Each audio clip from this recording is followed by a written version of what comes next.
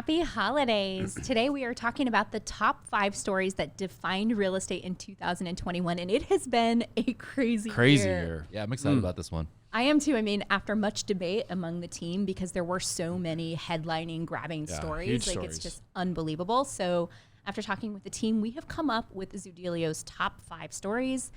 Kick us off with one, Eliot. Well, like you said, there was such a huge amount of them, but without a doubt, I think one of the biggest ones to start off with is Zillow acquiring Showtime for $500 million. Showtime? Isn't that a movie? Did I say Showtime? Showing time. Showing, ing. Sorry. That's what they... Say it again. Showing time is acquired Not by Showtime. Zillow for Not Showtime, not HBO, Showing Time. Showing time with an ing, time, is acquired by Zillow for $500 million. The second story that defined real estate in 2021. I just might have given a spoiler, gave it up. spoiler alert. Spoiler Way to alert. go, Eliot. What do we? Zillow fails. Wow. Their acquisition strategy, their opportunities are pretty much the best we've ever seen in the history of this space and anything really. Like their lead source, the lead magnet, all of that worked, the plan to the T. They could not flip the property, right? Like the actual boots on the ground, rubber to the road, type stuff. They couldn't pull that off. I think that leads us into the top 3. Yep. Or the number 3 story of the year, and we call it the institutionalization of America.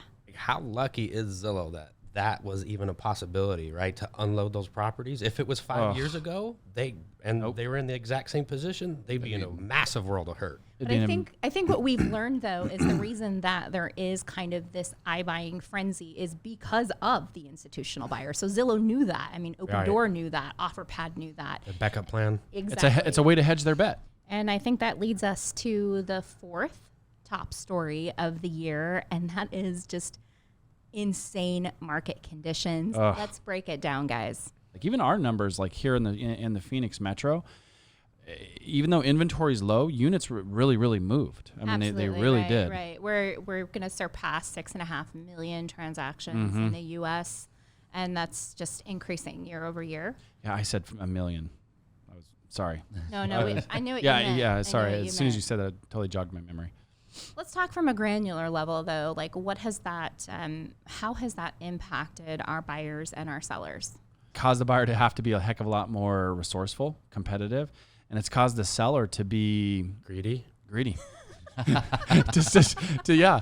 I mean, you have sellers. people like I see some of these commercials they right can. now where they talk about, that's monopoly money. Well, shoot, it's been monopoly money for the last 24 months, pal. That's how I see it, but. Yeah, That's just me being an old school dinosaur realtor, seeing all the changes. I'm going to make a bold prediction and say that the top 5 or the 5th largest story of the year, I think is one that hasn't gotten enough attention. And that is the DOJ withdraws from the settlement with the National Association of Realtors. So the Department of Justice and the National Association of Realtors came to a settlement agreement because there were potential antitrust practices from NAR that were deemed maybe a little anti-competitive and were affecting home buyers and home sellers. They came to an agreement last November, and in July of this year, the DOJ withdrew from that settlement agreement because they feel like it's going to prevent them from making future claims. So what does this tell us? This tells us that they are going to continue to investigate the National Association of Realtors, and that affects each and every one of us. Yeah. Clearly, they still think that there's some meat on the bone, right? I mean, otherwise they wouldn't have pulled out in that particular circumstance.